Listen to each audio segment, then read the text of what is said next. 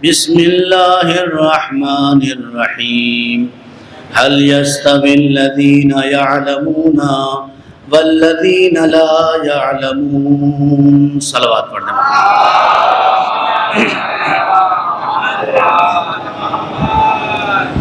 معزز سامعین کرام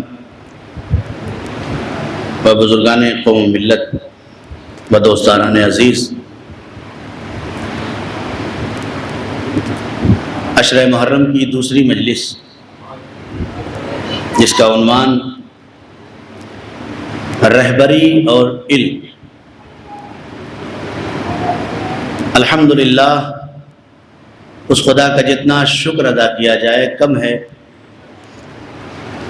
کہ میں تو یہ سمجھ رہا تھا کہ شاید 12 سال ہوئے 13 سال ہوئے، لیکن حیدر بھائی نے کل بتایا کہ یہ 16واں سال ہے کہ آپ حضرات کی محبتوں کا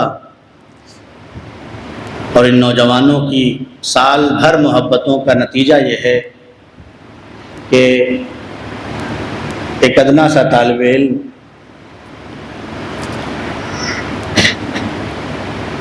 آپ کی خدمت میں اہل بیت کی نوکری انجام دے رہا ہے، ورنہ کہاں یہ خدمت اور کہاں یہ خاکی اور آسی انسان یہ اس تصور سے بالا تر ہے کہ جہاں علم و آگہی اور عرفان کا مرحلہ یہ ہو کہ جن کے قدم پہ سر رکھنے والا اگر بے زر ہو تو یہ ابو ذر بنا دیں، جن کے آنگن میں جاروب کشی کا نتیجہ اور ثمرہ یہ ہو کہ حبش سے چل کے آئی تو میمونہ ہو، ان کے گھر میں جاروب کشی کرتے کرتے فضہ بن جائے، وہ اگر کسی سے خدمت لے لیں تو یہ اس کے نصیب کا آسمان افق پہ چھایا ہوا وہ اجر و ثواب ہے کہ جس کا اندازہ نہیں لگایا جا سکتا۔ آپ سب واقف ہیں کہ تین سے لے کر اس لق و دق روشنی تک آپ میرے ساتھ رہے ہیں اور میں آپ کے ساتھ رہا ہوں، لہذا دل چاہتا ہے کہ چند جملے ان ہاتھوں کے لیے دعا کر دوں کہ جنہوں نے زمین کو فرش بنانے میں لگایا ہے، جنہوں نے آسمان کو چھت عطا کیا ہے۔ دعا کرتے ہیں میرے اللہ تجھے محمد و آل محمد کا واسطہ، جو لوگ تیرے حسین کی بارگاہ میں کہیں بھی ہوں، یہ تو ایک پنجتنی ہے، جہاں بھی جس نے بھی تیرے حسین کے لیے جان سے، مال سے، طاقت سے، فکر سے، شعور سے، آگہی سے، کسی بھی طرح سے خدمت کی ہے، میرے اللہ اس کی نسل میں کم سے کم ایک عالم عطا فرما، میرے اللہ اس کے رزق میں برکت عطا فرما۔ قابل افتخار ہیں وہ ہاتھ کہ جو حسین کے عزاخانہ بنانے میں لگ جائیں، لائق فخر ہے وہ دولت جو حسین کے عزاخانے میں لگ جائیں۔ میں رہتا ایران میں ضرور ہوں لیکن خبر پوری رکھتا ہوں، یہاں تک اطلاع ملی ہے کہ الحمدللہ آپ ہی کے تعاون سے یہ جو کچھ بھی دکھائی دے رہا ہے یہ ہو رہا ہے۔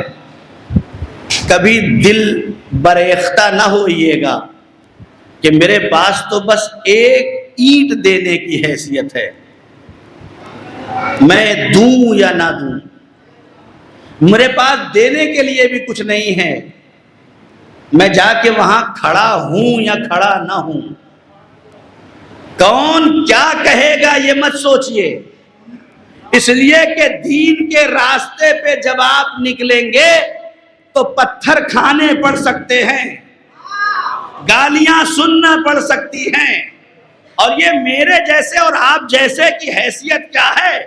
جب اللہ کا سید الانبیاء نبی تبلیغ دین کے لیے نکلتا ہے اور جب دین بڑھنے لگتا ہے تو کوئی اسے کنکر مارتا ہے، کوئی گالیاں دیتا ہے، کوئی پتھر مارتا ہے کہ نہیں ہے؟ کرتا ہے نا؟ کیا پیغمبر نے کسی کو پلٹ کے جواب دیا؟ کیا پیغمبر نے کنکر مارنے والے کو کنکر مارا؟ یہ ان نوجوانوں کے لیے میں تو شکریہ کر چکا تھا، لیکن یہ جملہ کہہ کے آگے بڑھ جاؤں۔ پیغمبر نے کیا کیا؟ کنکر بھی آئیں گی، پتھر بھی آئیں گی، گالیاں بھی آئیں گی، فکری انحراف بھی نظر آئے گا آپ کو۔ کیوں؟ اس لیے کہ آپ دین کے لیے کام کر رہے ہیں، اس لیے کہ آپ دین کے لیے ثابت قدم ہوئے ہیں۔ کہیں بھی کوئی بھی جب دین کے لیے کھڑا ہوتا ہے، میں سارے ان افراد کے سینوں پہ ہاتھ رکھ کے یہ ان کے دل کو تسکین دینے کے لیے کہہ رہا ہوں کہ خدا کی قسم تمہارا مرتبہ رسالت کا مرتبہ ہے کہ تم دین کی ترویج کے لیے کام کر رہے ہو۔ تو پتھر آئیں گے، گالیاں آئیں گی، لیکن پیغمبر اکرم نے پتھر کا جواب پتھر سے نہیں دیا، گالیوں کا جواب گالیوں سے نہیں دیا، کنکر کا جواب کنکر سے نہیں دیا۔ تو کیا کیا؟ گزر رہے ہیں، چھت سے کوڑا آ جا رہا ہے۔ کیا پیغمبر کے بعد اتنے لوگ نہیں تھے کہ 10-20 لوگوں کو بھیج کے گھر میں دوڑا کے کہتے کہ مارو؟ ہمارے جیسے لوگ ہیں۔ اگر آج مولانا کے اوپر ابھی کوئی کوڑا پھینک دے تو مولانا کیا کہیں گے؟ سب سے پہلے خورشید بھائی اور حیدر بھائی اور جو افراد جاننے والے ہیں ان سے کہوں گا کہ ارے بھائی یہ کیا ہو گیا، روز یہاں سے کوڑے آ رہے ہیں، ذرا سمجھاؤ اس کو۔ پیغمبر نے تاریخ لکھی، کسی ایک صحابی سے نہیں کہا کہ جاؤ اس بڑھیا کو سمجھاؤ کہ یہ نبی کے اوپر کوڑا پھینک رہے، نہیں۔ اس لیے کہ پیغمبر جانتے تھے اگر کوڑے کا جواب مار سے دے دیں گے تو کوڑا آنا تو بند ہو جائے گا لیکن فکری تبدیلی نہیں آئے گی۔ توجہ کرے میرے کو، فکری تبدیلی نہیں آئے گی۔ کیا کیا پیغمبر نے؟ پیغمبر پہنچے جس دن کوڑا نہیں آیا، دروازے پہ دق الباب کیا، اندر سے ایک آواز آئی، کون؟ کہا محمد، اس لیے کہ وہ رسول مانتی نہیں تھی، میں محمد ہوں۔ دروازہ نہیں کھولتی، باہر سے اندر سے آواز آتی ہے، جس دن میں طاقتور تھی، جس دن میں صحیح تھی، جس دن مجھے کوئی بیماری نہیں تھی، اس دن تو آئے نہیں، آج جب میں بستر علالت پہ پڑی ہوں تب تم آئے ہو۔ پیغمبر نے آواز دی، یہی تو وجہ ہے کہ میں آیا ہوں۔ ارے میرے عزیزو، پیغمبر نے آواز دی، اسی وجہ سے تو میں آیا ہوں، مجھے پتا چلا ہے کہ جو بڑھیا روز کوڑا پھینکتی تھی آج وہ بیمار پڑ گئی ہے، میں تجھ سے بدلہ لینے نہیں تیری عیادت کے لیے آیا ہوں، میں تیری عیادت کے لیے آیا ہوں۔ پیغمبر کے چند لمحے گفتگو کی نتیجہ کیا ہوا؟ ہاتھوں کو جوڑ دیا، اے پیغمبر اکرم، یہ کہتے تھے کہ آپ مجنون ہیں، یہ کہتے تھے کہ آپ لوگوں کو دوسرے عقیدے کی طرف منحرف کر رہے ہیں، لیکن اگر اسلام اسی اخلاق کا نام ہے تو اشہد ان لا الہ الا اللہ، اشہد ان محمد رسول اللہ، اشہد ان علی ولی اللہ۔ ایک صلوات پڑھ دے محمد۔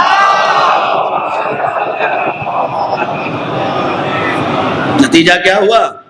نتیجہ یہ ہوا کہ کیسا بھی وار ہو، آپ کو اپنے اخلاق سے منحرف نہیں ہونا۔ آپ کیسے اہل بیت کے چاہنے والے، دونوں میں فرق کیا رہ گیا؟ اس نے گالی دیا، آپ نے بھی گالی دے دیا، دونوں کے ظرف کے پیمانے میں کوئی فرق نہیں رہ گیا۔ جتنی گندی اس کی زبان تھی اتنی گندی آپ کی زبان ہو گئی، دونوں میں کوئی فرق نہیں رہ گیا۔ واقعہ میں شاید آج سے 7 سال 8 سال پہلے پڑھ چکا ہوں. اہل بیت کے گھرانے کے لوگ گالیاں سن کے کبھی کسی کو فوراً بدلہ دیا ہی نہیں. خود امام کا واقعہ ہے، خود امام کا واقعہ ہے. امام کھڑے ہوئے ہیں، اصحاب کے درمیان ایک شخص گھوڑا لے کے آتا ہے، امام کے سامنے کھڑا ہو جاتا ہے اور امام کو بھی برا بھلا کہتا ہے، امام کی ماں کو بھی برا بھلا کہتا ہے. کیا کرنا چاہیے تھا امام کو؟ امام نے کیا کہا؟ کچھ بھی نہیں. لوگوں نے کہا جو حوالی موالی تھے، حوالی موالیوں کو زیادہ ضرورت ہوتی ہے مار کاٹ کرنے کی، ہر زمانے میں رہے. نبی کے زمانے والے بھی یہی کہتے رہے، یا نبی اللہ جاؤں ادھر؟ نبی کہتے تھے نہیں ابھی یہ زمین ہموار نہیں ہوئی ہے، ابھی یہاں ضرورت ہے اپنے اخلاق میں. بہرحال بس جلدی جلدی بات ختم کر دوں چونکہ میرا موضوع کہیں اور لے جانا ہے آپ کو. امام نے آنے والے سے یہ نہیں کہا، اصحاب کہہ رہے تھے مولا اجازت دیجیے اسے پکڑ کے لے کے آئے ہم. امام نے کہا پکڑ کے مت لاؤ، بلا کے لے کے آؤ. پکڑ کے مت لے کے آؤ، بلا کے لے کے آؤ. فرق کیا ہے دونوں میں؟ کہا پکڑ کے لے کے آؤ گے تو مجرم سمجھے گا، بلا کے لے کے آؤ گے تو مہمان سمجھے گا. بلا کے لے آؤ. بلا کے لے آئے، امام کے سامنے کھڑا کیا. لوگ سمجھ رہے تھے کہ اب امام پوچھیں گے تم نے مجھے برا کیوں کہا، تم نے میرے ماں کے بارے میں ایسا کیوں کہہ دیا. نہیں، امام نے بس ایک جملہ کہا، بس اتنا بتا دو تمہاری مشکل کیا ہے. اللہ اکبر. اگر ہماری سماج میں یہ فکر پیدا ہو جائے نا، لوگوں کی زبانوں سے گالیاں، لڑائی، اختلاف ختم ہو جائیں گے. امام نے پوچھا بتا تیری مشکل کیا ہے؟ اگر گھر کے اندر بچے بھوکے ہیں اور باہر آ کے تیرے اندر یہ جلال آ رہا ہے تو میں تیرے گھر کی آذوقہ فراہم کر دوں. اگر تیرے پاس رہنے کے لیے مکان نہیں ہے تو میں مکان کا انتظام کر دوں. اگر تیرے پاس لباس نہیں ہے تو میں لباس کا انتظام کر دوں. آنے والا ہاتھ جوڑ کے کہتا ہے کہ یہ وہی کر سکتا ہے کہ جسے اللہ نے ولی بنایا ہو. یہ وہی کر سکتا ہے کہ جسے اللہ نے ولی بنایا ہو. خدا کی قسم اپنے آپ کو آمادہ کریں اپنے سماج اور معاشرے کو آگے بڑھانے کے لیے. اگر کوئی کہیں سے آواز اٹھتی ہے تو یہ مت سوچئے آپ کہ یہ ضروری نہیں ہے کہ آپ کا ہی مخالف ہو جو آپ کی بنیاد پہ بول رہا ہے. ہو سکتا ہے ذاتی طور پہ اندر کوئی بہت بڑی مشکل رکھتا ہو. ہماری مشکل یہ ہے کہ ہم اٹھتی ہوئی آواز کو کچلنا چاہتے ہیں، اٹھتی ہوئی آواز کی مشکلات کا حل تلاش کرنا نہیں چاہتے ہیں. یہ صرف اور صرف ایک ہی سسٹم ہے جو ان تمام مشکلات کو حل کر سکتے ہیں، اور وہ بس ایک سسٹم ہے. وہ سسٹم کا نام ہے علم.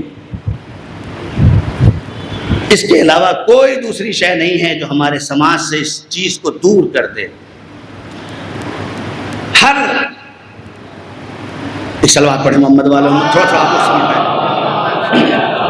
جو لوگ بھی سمٹ سکتے ہیں تھوڑا تھوڑا سمٹ جائیں. باہر چونکہ جگہ کم پڑ رہی ہے اور اشارہ ہو رہا ہے کہ تھوڑا تھوڑا اگر آپ اجازت دے دیں آپ لوگ.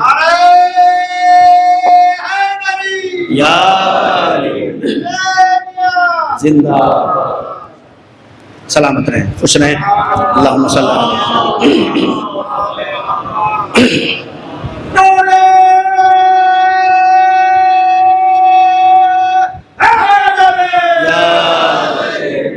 بہت ٹھہر کے، کیونکہ یہ 2 میسج بہت اہم تھے جو ان نوجوانوں کے لیے تھے.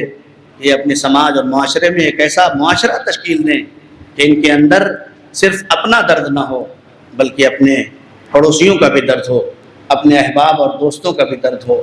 اس لیے کہ پورا دین اسی میں سمٹا ہوا ہے. اگر آپ کے پاس صرف اپنا درد ہے تو اس کا مطلب یہ ہے کہ آپ اپنے لیے جی رہے ہیں. نہیں، جملے بدل دوں، اگر آپ کے پاس صرف اپنا درد ہے اور آپ اسی میں کھوئے ہوئے ہیں تو یہ تو جانوروں کے پاس بھی ہے. پھر اس میں اور آپ میں فرق کیا ہے؟ جانور کا بھی اپنا درد ہوتا ہے، خود ہی سہتا رہتا ہے، لیکن انسان کو انسان اس لیے بنایا گیا ہے یہ اجتماعی زندگی گزار سکے.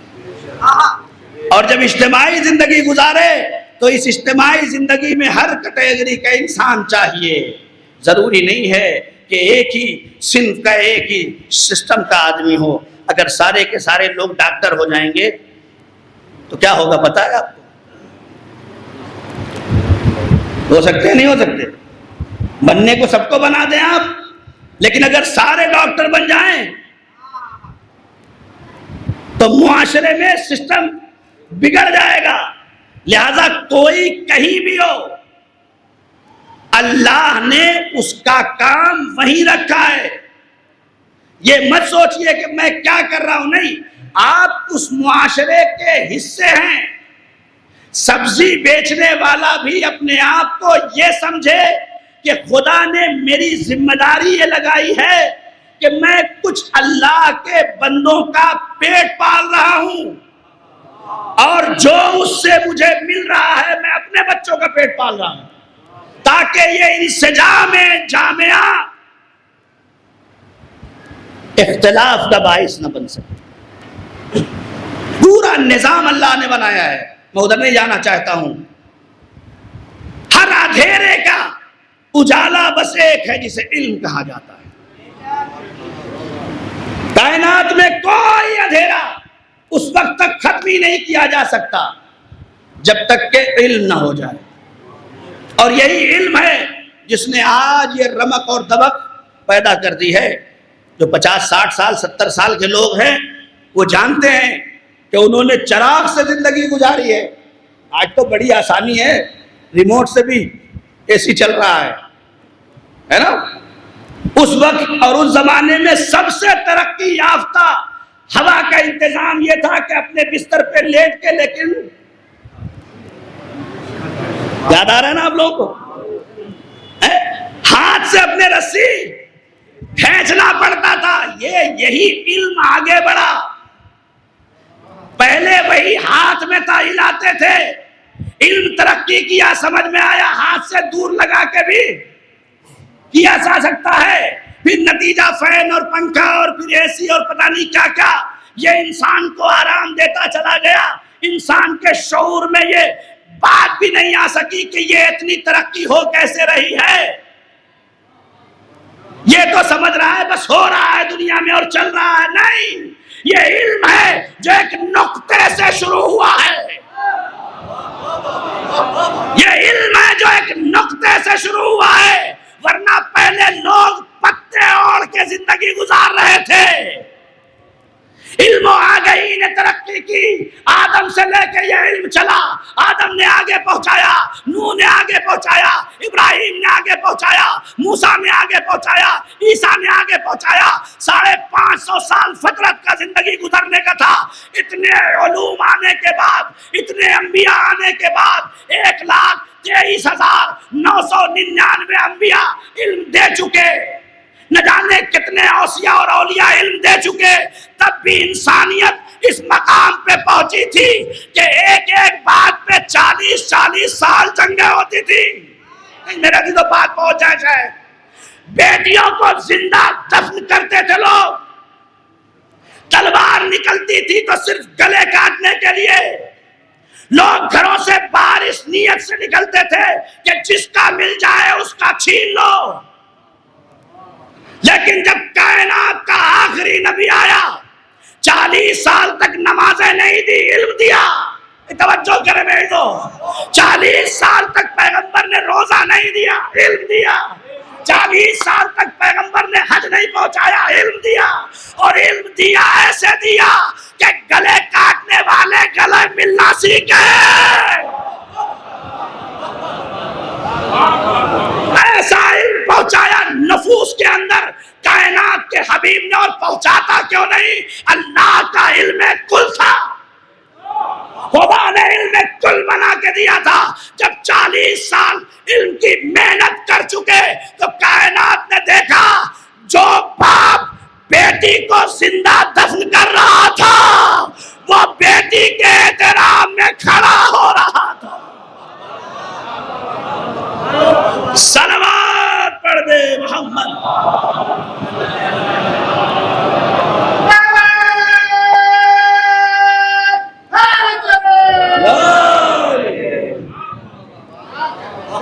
کائنات کے آخری پیغمبر نے علم سے آراستہ کیا. کوئی دین نہیں, کوئی اسلام نہیں, کوئی رسول نہیں. میں ایک محمد ہوں, میں ایک احمد ہوں, میں تمہارے جیسا بشر ہوں, لیکن بس تمہارے تشنگی علوم کو ایسا تمہارے نفوس میں اتار دوں گا کہ تم لوٹنے والے زکات دینے لگو گے, تم چھیننے والے خمس کے عادی بن جاؤ گے.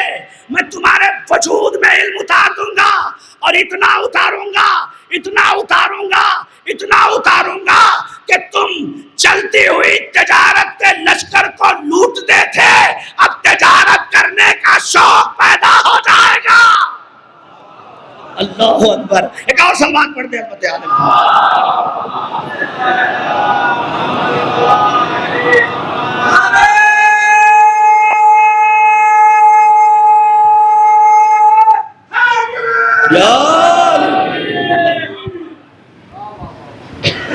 جو ناممکن تھا 40 سال میں اسے ممکن بنایا. لوگ کہتے ہیں مولانا یہ تو تلوار سے پھیلا ہے. 40 سال سے پہلے کون سی تلوار چلائی؟ یہ تو 23 سال ہیں جو اتنی تلواریں ہیں. ناممکن تھا. بہت ساری چیزیں ایسی ہیں جو ناممکن ہو, لیکن اگر صحیح عالم ہو تو ممکن ہو جاتا ہے. تو بات پہنچا کے بات ختم کر دوں گا. بہت ساری چیزیں ناممکن ہیں, لیکن علم اگر صحیح ہو تو اس ناممکن کو ممکن بنا دیتی ہے. لوہے کو موم کرنا ناممکن ہے کہ نہیں ہے؟ لوہے کو موم کرنا ناممکن ہے, لیکن عالم اگر داؤد جیسا ہو تو ممکن ہو جاتا ہے. ہواؤں میں تخت کو اڑانا ناممکن, لیکن عالم اگر سلیمان جیسا ہو تو ممکن ہوتا ہے. مردے کو زندہ کرنا ناممکن, لیکن اگر عالم عیسیٰ جیسا ہو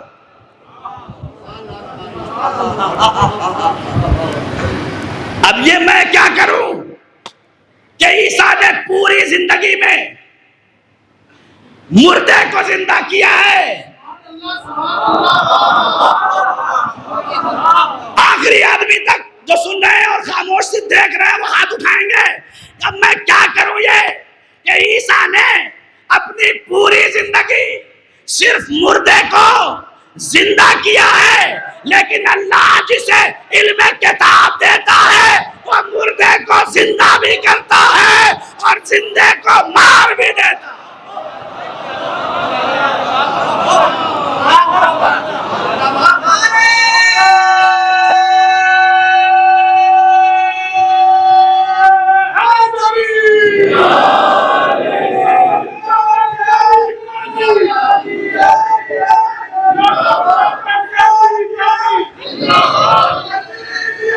مردہ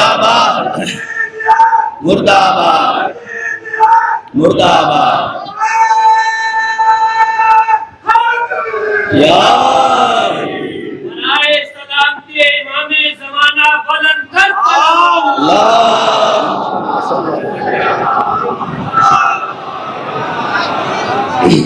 بہت ساری چیزیں دامن انسانیت میں ناممکن ہے, لیکن صحیح علم رکھنے والا اسے ممکن بنا دیتا ہے. اتنی ساری میں چاہتا تو صرف واقعات اور مثالوں پہ یہ مجلس پوری ختم کر دیتا, لیکن آپ 16 سال سے جانتے ہیں کہ میرا مزاج لفاظی نہیں ہے. میرا مزاج یہ ہے کہ 1 گھنٹے کی بات کو 10 منٹ میں آپ کی خدمت میں پہنچا دوں. یہی وجہ ہے کہ 16 سال ہو گئے. بہت سارے لوگ یہی کہتے ہیں کہ مولانا میں جوڑ رہا ہوں کہ دوہراؤ گے کب. لیکن خدا کا لاکھ لاکھ شکر ہے کہ جب وہ علم دیتا ہے, میری حیثیت کیا ہے, خدا کی قسم مولائے کائنات فرماتے ہیں زقنی، علم دیکھیں کیسے دیا جاتا ہے، زقنی رسول اللہ زقن زقا، مجھے کائنات کے پیغمبر نے ویسے علم دیا ہے جیسے کبوتر اپنے بچے کو دانا دیتی ہے۔ اب یہ مولا سے پوچھئے کہ نام کبوتر کا کیوں لے رہے ہیں؟ دیتی تو ہر ماں اپنے بچے کو ہے، دیتی تو ہر ماں اپنے بچے کو غذا ہے۔ کوئی جانور ایسا نہیں، کوئی انسان ایسا نہیں، کوئی مخلوق ایسی نہیں کہ جسے رزق کی ضرورت ہو اور اس کی ماں اسے نہ دے رہی ہو، اس لیے کہ ماں مصدر رزاقیت خدا کا نام ہے۔ ویسے چونکہ ماں کا نام آ گیا تو جملہ کہہ کے آگے بڑھ جاؤں کہ ماں اس ذات ہستی کا نام ہے کہ خدا کی قسم، خدا کی قسم کہ جس کے لیے کائنات کا ہر نبی اٹھتا ہے، اس کے اوپر بھی اگر کسی کی اطاعت واجب ہے تو اسے ماں کہتے ہیں۔ ہر انسان کو جس مصدر محبت کی ضرورت ہے اسے ماں کہتے ہیں۔ جملے اور بدل کے کہہ دوں کہ اگر کسی نبی کو ماں نہیں دیا تو اسے اتنا بڑا بنا کے زمین پہ اتارا کہ جب ماں کی ضرورت نہیں ہوتی۔ صلوات پڑھ کے محمد والے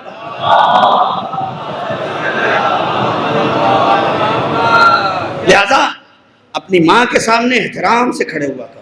خدا کی قسم مصدر صفات خداوندی کے عالم کا نام ہے۔ جتنا احترام نماز میں کھڑے ہو کے اپنے خدا کا رکھتے ہو، اتنا ہی احترام اپنی ماں کے سامنے کھڑے ہو کے اس ہستی کا رکھو، اس لیے کہ یہ ماں خود نہیں سوتی تمہیں سلا دیتی ہے، خود نہیں کھاتی تمہیں کھلا دیتی ہے، کیسے کیسے پالتی ہے یہ وہی جانتی ہے۔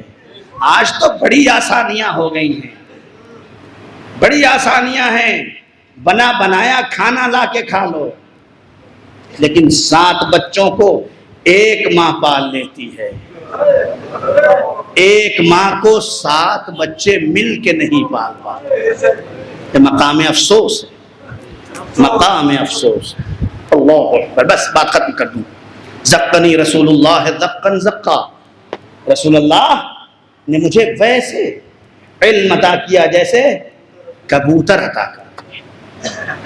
بس بات یہاں تک آ گئی ہے تو یہ جملہ کہہ کے آگے بڑھوں کہ کبوتر کا لفظ اس لیے دیا ہے کہ کبوتر جب بچے کو دانا دیتی ہے تو جتنا ہوتا ہے سب دے دیتی ہے، جتنا اس کے پاس ہوتا ہے وہ سب چگا دیتی ہے، اس لیے کھلانا نہیں کہلاتا، پلانا نہیں کہلاتا، بلکہ کبوتر کے لیے لفظ چگانا استعمال کیا جاتا ہے۔ کیوں؟ اس لیے کہ جتنا ہوتا ہے اس کے پاس وہ سب دے دیتی ہے۔ علی کہنا کیا چاہتے ہیں؟ زقنی رسول اللہ زقن زقا، ارے نبی کریم کے پاس جو کچھ تھا، جو کچھ تھا، سب کچھ رسول اللہ نے علی کے لیے منتقل کر دیا۔ اسی لیے تو مجھ سے ہم لوگوں سے کہتے ہیں لوگ کہ تم علی علی بہت کرتے ہو، نبی نبی نہیں کرتے۔ ارے ہم نبی نبی کیا کریں، ہم تو بس اتنا کہتے ہیں جس نبی کے دیے ہوئے علم علی کی یہ منزلت ہے، اس کے نبی کی عظمت کیا ہو۔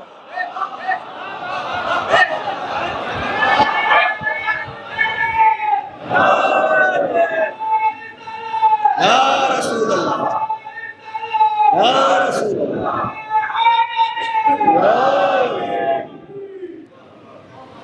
ایک بلند ترین صلوات پڑھ دیں عظمت عالم۔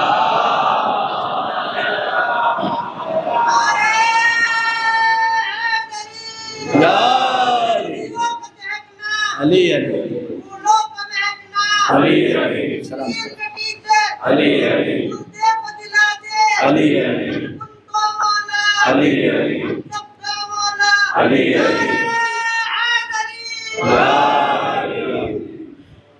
ایک بلند ترین صلوات پڑھ دیں۔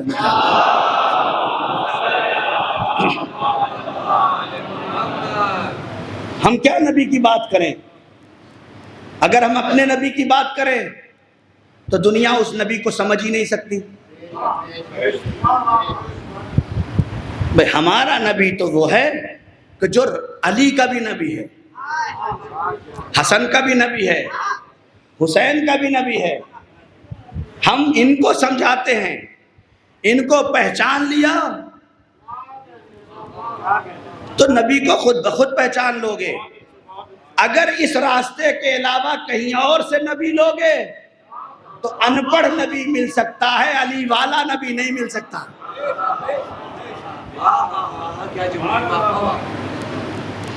پڑھے لکھے نہیں تھے،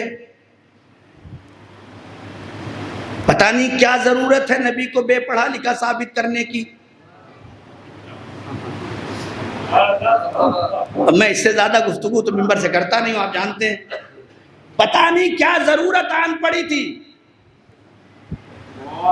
اگر کسی عیسائی سے آپ کہہ دیں کہ تمہارا نبی پڑھا لکھا نہیں تھا تو دوڑا لے گا آپ کو، دوڑا لے گا نہیں دوڑے گا؟ کسی بھی مذہب کے ماننے والے، اس کا دھرم گرو جو ہو، اس کے لیے آپ کہہ دو کہ بھیا یہ تو پڑھا ہی لکھا نہیں تھا، آپ اس کو تو بات آپ کو کہتے ہوئے شرم آئے گی۔ اگر ایک عاقل انسان ہے تو اسے یہ کہتے ہوئے شرم آئے گی کہ جس نے پورا نظام اور سسٹم بنایا ہو وہی بغیر پڑھا لکھا۔ آپ کو تو اتنی صلاحیت ہو جائے کہ 40 سال میں عالم بن جائیں، اور وہ جس نے پورے معاشرے کو علم دیا وہ پڑھا ہی لکھا نہیں، تو ہم تو اس کی بات ہی نہیں کرتے، اس لیے کہ ہم نبی کو غیر معصوم سورس سے مانتے ہی نہیں۔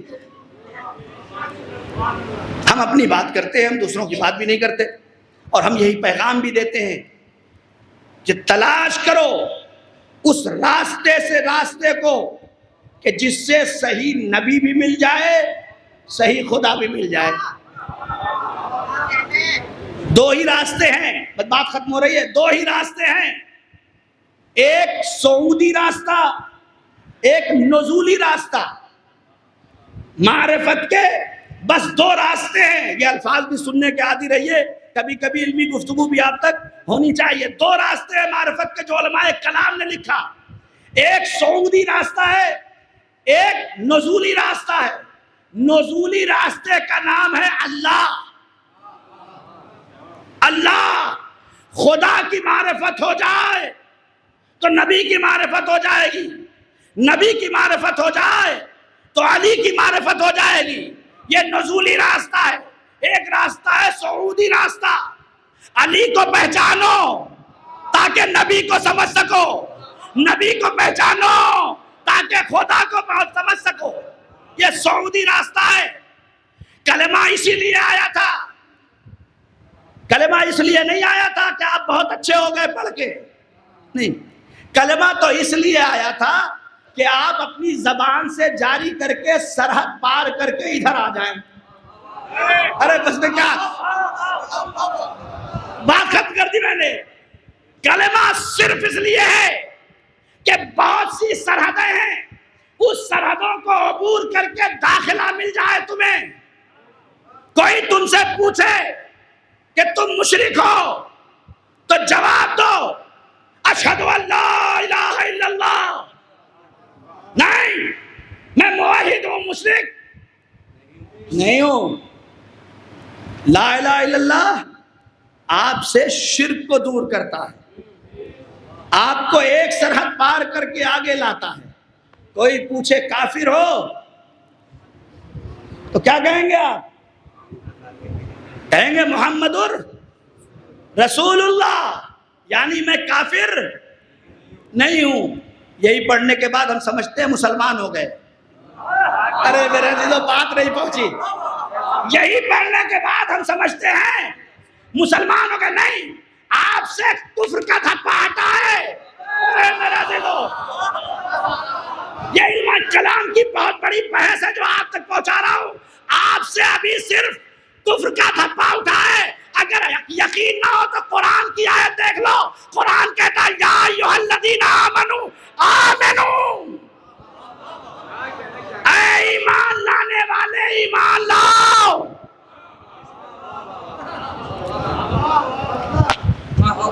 کفر کا دھبا ہٹا ہے آپ سے. مسلمان ہونے کے لیے کچھ کرنا پڑے گا. یہ تو نبی کو مان لیا, اللہ کو مانا تو شرک سے جدا ہوئے, نبی کو مانا تو کفر سے جدا ہو گئے. اب اگر کوئی پوچھ لے کہ بھیا منافق ہو,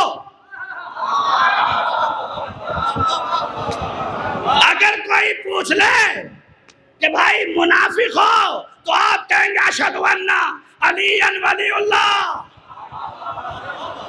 یہ ایک سرحد اور پار کر دیتا ہے آپ کو. نفاق کا دھبا بھی تمہارے دامن سے ہٹ گیا. ابھی بھی مومن نہیں ہو, ابھی بھی مومن نہیں ہو, دامن نفاق سے دور ہو گئے ہو تم. اگر مومن بننا ہے تو اس میں اور اس میں فرق ہونا چاہیے. صرف علی کو ماننے سے نفاق دور ہو جاتا ہے, علی کی ماننے سے مومن بن جاتا ہے.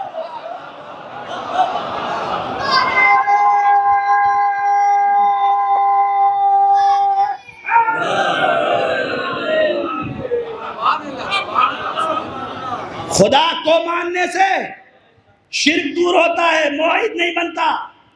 خدا کی مانے گا تو موحد بن جائے گا. نبی کو ماننے سے کفر دور ہوتا ہے, مسلمان نہیں بنتا. نبی کی مانے گا تو مسلمان بن جائے گا. علی کو ماننے سے نفاق تو دور ہوتا ہے. مولانا یہ تو بہت بڑا مولائی ہے, لیکن یہ کیسے کر رہا ہے؟ یہ اسی لیے کر رہا ہے کہ نفاق سے تو دور ہو گیا ہے, ابھی مومن نہیں ہو پایا ہے. مومن نہیں ہو پایا ہے. علی کو تو مان رہا ہے بیچارہ, اور یہ یہی سمجھ رہا ہے کہ علی کو مان کے جنت چلے جائیں گے. اسی غلط فہمی کا شکار ہے کہ اشہد ان علی ولی اللہ کہہ دیا تو جنت. ہزاروں روایتیں مل جائیں گی, لیکن ساتھ میں لفظ ہے بے حق کے معرفت ہی. حتیٰ کہ زیارتوں کے لیے بھی آپ لکھے بے حق کے معرفت ہی. اس کی معرفت کا مطلب کیا ہے؟ معرفت کا مطلب یہی ہے کہ ان کو بھی مانو, صلوات پڑھ دے محمد.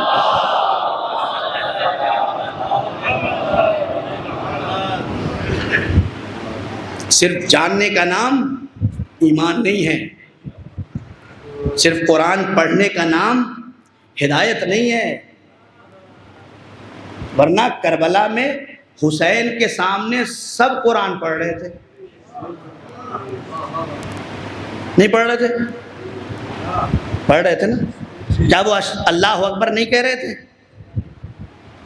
کربلا پہلی دہشت گردی ہے جہاں پہ قتل کرنے کے بعد نعرے تکبیر لگائی گئی, اور اس کے بعد سلسلہ شروع ہو گیا. میں ادھر نہیں جانا چاہتا, انشاءاللہ کل کی مجلس میں اگر موقع ملا تو بتاؤں گا آپ کو. کربلا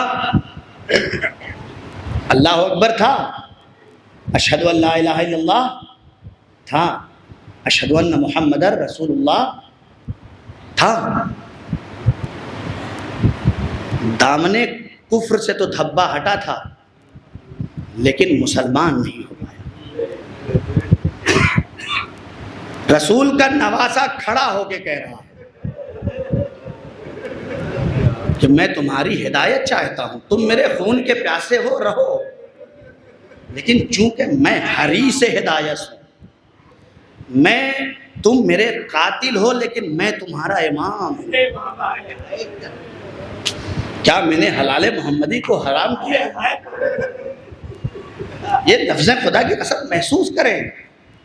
ہمارے امام کسی کو ایسے ایک زخم بھی نہیں دے سکتے ہیں، اس لیے کہ وہ ان کا دشمن ہے، یہ ان کے دشمن نہیں ہوتے. اس کی دلیل امام نے راستے بھر دی ہے، راستے بھر امام نے دیے، مولا کائنات نے دیے. قاتل کو شربت پلایا جا رہا ہے، کون ہے قاتل کو شربت پلانے والا؟ ہاتھوں سے رسیاں کھول دو، آزاد کر دو، وہ میرا دشمن ہے لیکن میں اس کا امام.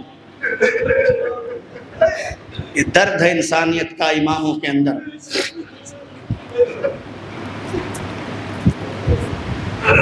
حسین کا قافلہ جا رہا ہے، روایت کہتی ہے کہ ایک مرتبہ حسین نے محسوس کیا کہ حر کا لشکر پیاسا ہے.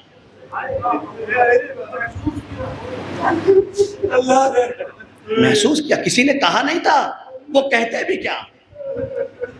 جو لجام فرض پہ ہاتھ ڈال چکا ہو، جو حسین کو گھیر کے لایا ہو، جس کے یہاں ہر رات نقشہ بن رہا ہو کہ کل ان کے بازوؤں کو قلم کرنا ہے، ان کے سروں کو جدا کرنا ہے، ان کی عورتوں کو اسیر کرنا ہے، وہ پانی مانگے بھی تو کیسے مانگے؟ تصور نہیں تھا. حسین نے محسوس کر لیا عباس کہ دشمن پیاسا ہے.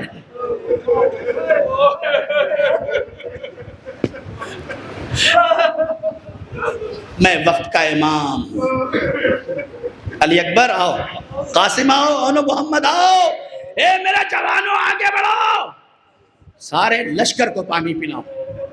دیکھو کوئی جانور بھی پیاسا نہ رہ جائے، کوئی جانور بھی پیاسا نہ رہ جائے. ایک ایک کو پانی پلاؤ اور اتنی بار پانی پیش کرو کہ جب تک جانور منہ نہ ڈالے. روایات کے فکر ہیں کہ اتنی بار جانوروں کے سامنے پانی پیش کرو کہ جب تک جانور سیراب نہ ہو جائے. حمید کہتا ہے کہ میں نے دیکھا کہ نوجوان پانی پلانے میں لگ گئے. میں نوجوانوں سے اسی لیے کہتا ہوں تم آگے بڑھو ہر کام میں اور قوم کا درد محسوس کرو. حسین نے کربلا میں نوجوانوں کے اندر اتنا قوم کا درد بھر دیا تھا کہ جو دشمن تھے انہیں بھی یہ پانی پلانے کا حوصلہ رکھنے لگے تھے. پلا رہے ہیں پانی. حمید کہتا ہے کہ میں نے دیکھا کہ ایک ایسا پیاسا ہے جو اپنی جگہ مچل رہا ہے، ہاتھ بھی نہیں اٹھتے، حتیٰ کہ زبان سے بول بھی نہیں پا رہا. پیاس اتنی شدید ہے. میں نے کیا دیکھا کہ جب وہ پانی نہ مانگ سکا تو کرسی پہ بیٹھے ہوئے حسین اپنی جگہ سے اٹھے، اس کے قریب پہنچے، مشکدانہ کھولا لیکن وہ ہاتھ نہ اٹھا سکا. حمید کہتا ہے کائنات میں پہلا انسان دیکھا جو اپنے قاتلوں کے دہن میں ہاتھ لگا کے پانی پلا رہا تھا. حسین نے سیراب کر دیا. حر کا لشکر پانی پی چکا. وقت ظہر آ گیا. امام حسین نے حر سے کہا حر وقت نماز ہے، تو بھی نماز پڑھتا ہے، ہم بھی نماز پڑھتے ہیں، تو اپنی نماز پڑھ لے. امام نے آزاد کر دیا. تو اپنی روایات کے فکر ہیں، حر تو اپنی امامت کر لے، میں اپنی امامت کر لیتا ہوں. لیکن حر تھا. کہا مولا جہاں آپ ہو وہاں میری امامت کی حیثیت کیا ہے؟ میری امامت کی حیثیت کیا ہے؟ امام نے نماز پڑھائی، قافلہ چل دیا. حسین حر کی تشنگی کو دور کرتے رہے یہاں تک کہ کربلا آ گئی، شب عاشور آ گئی. ایک حر کا سپاہی ایک گھوڑے کو لے کے حر کے خیمے کی طرف سے جا رہا تھا. حر نے محسوس کیا، پوچھا بھائی کہاں لے جا رہا ہے؟ کہا یہ گھوڑا بہت پیاسا ہے، اسے پانی پلانے لے جا رہا ہوں. حر نے خیمے سے اپنے آپ کو باہر نکالا. آواز آئی شرم نہیں آتی تجھے گھوڑے کی پیاس نظر آ رہی ہے؟ حسین کے خیمے سے اناتش اناتش کی صدا نظر نہیں آتی. حر کانپنے لگے، حر کے بدن میں راشا طاری ہو گیا. حر کا قریبی کہتا ہے حر آج سے پہلے کوئی مجھ سے پوچھتا تھا کہ سب سے زیادہ کوفے کا بہادر انسان کون ہے تو میں تیرا نام لیتا تھا، حر تجھے ابھی کیا ہو گیا؟ تو اتنا کانپ اور لرز کیوں رہا ہے؟ آواز دی، میں جنت اور جہنم کے درمیان فیصلہ نہیں کر پا رہا تھا، لیکن اب مجھے وقت کے امام کی طرف جانا ہے، چاہے یہ میرے جسم کے ٹکڑے ٹکڑے کر دے۔ حسین کیا حر آیا، آنے کے بعد کچھ کہتا ہے پسر سعد کیا واقعا حسین سے جنگ کرے گا؟ پسر سعد کہتا ہاں جنگ ہو کے رہے گی، ہم گلوں کو کاٹ دیں گے، ہم بازوؤں کو کاٹ دیں گے، ہم سر و تن میں جدائی کر دیں گے، ہم آنکھوں میں نیزے ماریں گے، ہم پشت پہ تلواریں چلائیں گے۔ ایک مرتبہ حر کہتا ہے تو پھر تجھے مبارک ہو، میں سیدہ کے لال کی طرف جا رہا ہوں، تو میرے جسم کی بوٹی بوٹی کر دے، میں حسین کو نہیں چھوڑ سکتا۔ اس دنیا کی جہنم سے اچھا ہے کہ اس دنیا میں جنت میسر ہو جائے۔ اور آگے بڑھا، حر کا غلام آگے بڑھا، آقا ہم بھی چلیں گے۔ جوان بیٹا آگے بڑھا، بابا جنت میں جا رہے ہو ہمیں بھی لے کے چلو۔ بھائی بھی آگے بڑھا، سب آگے بڑھے۔ ادھر حسین نے عباس کو آواز دی، عباس اٹھو، حر آ رہا ہے، عباس استقبال کے لیے تیار ہو جاؤ۔ حر چلا، حر نے کہا اپنے بیٹے سے میرے لال جلدی سے رسیاں لے کے آگے بڑھو، میرا ہاتھ پسے پشت باندھ دو، اس لیے کہ میں اس ہاتھ کو آگے کیسے رکھوں جس نے لجام فرض حسین کو پکڑا ہو۔ تھوڑی اور آگے بڑھا، میری آنکھوں میں پٹی باندھو۔ کہا بابا آنکھوں میں پٹی کس لیے؟ کہا انہی آنکھوں سے حسین کو غیظ و غضب کی نگاہ سے دیکھا تھا، ہاتھ پسے پشت ہے، آنکھوں پہ پٹی۔ حسین کے قریب آئے، عباس آگے بڑھے، قاسم آگے بڑھے، اکبر آگے بڑھے۔ اکبر نے حر کے جوان بیٹے کا استقبال کیا، عباس نے حر کا استقبال کیا۔ حسین کھڑے ہیں، اب سوچ رہے لوگ کہ حسین کس کا استقبال؟ غلام کو قریب بلایا، سینے سے لگایا، اے میرے اللہ، حر کے ساتھ ساتھ حر کا غلام بھی آ گیا۔ اے آقا حسین حر کو معاف کر دیجئے، اٹھایا کلیجے سے لایا، انتا حر فی الدنیا والآخرہ، جا تیری ماں نے تیرا خوب نام رکھا ہے، تو دنیا میں بھی آزاد ہے، آخرت میں بھی آزاد ہے۔ اے میرے آقا حل لی توبہ، حر کہتا ہے میرے آقا حل لی توبہ، اے میرے آقا حسین آپ تو فطرس کو معاف کروانے والے، اے میرے آقا حسین کا میرے لیے بھی توبہ ہے۔ حسین نے کہا حر جا، میں نے تجھے بخشا، میرے بابا نے بخشا، میرے نانا نے بخشا، میرے خدا نے تجھے معاف کر دیا، بس ایک جملہ کہتا ہے حر، آقا اگر واقعاً معاف کر دیا ہے تو یہ میرا جوان بیٹا ہے۔ اے میرے آقا اگر واقعاً معاف کر دیا ہے تو ان جوان، بس مصائب ختم ہو گیا، گھروں تک روتے جاؤ گے، ان جوان بیٹے کو اجازت دے دو۔ ارباب مقاتل لکھتے ہیں حر کے اس اجازت کو حسین نے قبول کر لیا، جاؤ حر تمہارا جوان بیٹا میرے اکبر سے پہلے جائے گا۔ ارے حسین نے حر کے بیٹے کو اجازت دی، حر کا بیٹا چلا، جنگ کرتے کرتے گرز لگا سر پہ، حر کا بیٹا زمین پہ آیا، جیسے ہی زمین پہ آیا حر نے پوری طاقت سے گھوڑے کو ایڑ لگائی، چاہتا ہے جوان کے قریب پہنچ جائے۔ اب جو جوان کے جنازے پہ پہنچا کیا دیکھا؟ حسین پہلے سے بیٹھے ہوئے ہیں، جنازے کو اٹھانا چاہتے ہیں۔ حر نے کہا آقا، ارے آپ کہاں آ گئے آقا، یہ زحمت کرنے کی کیا ضرورت تھی؟ ارے حسین نے ہاتھ چھوڑ دیے۔ اے اور جوان بیٹے کی میت پہ بوڑھا باپ نہیں آتا، میں کہوں گا مولا حسین ابھی تھوڑی دیر کے بعد یہی زمین کربلا ہوگی، آپ کا علی اکبر ہوگا، آپ تنے تنا علی اکبر کے جنازے پہ آئیں گے، آواز دے رہے ہوں گے اے بنی ہاشم کے بچوں۔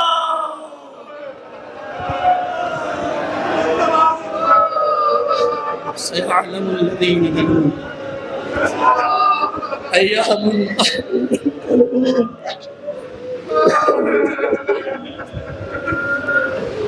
انا للہ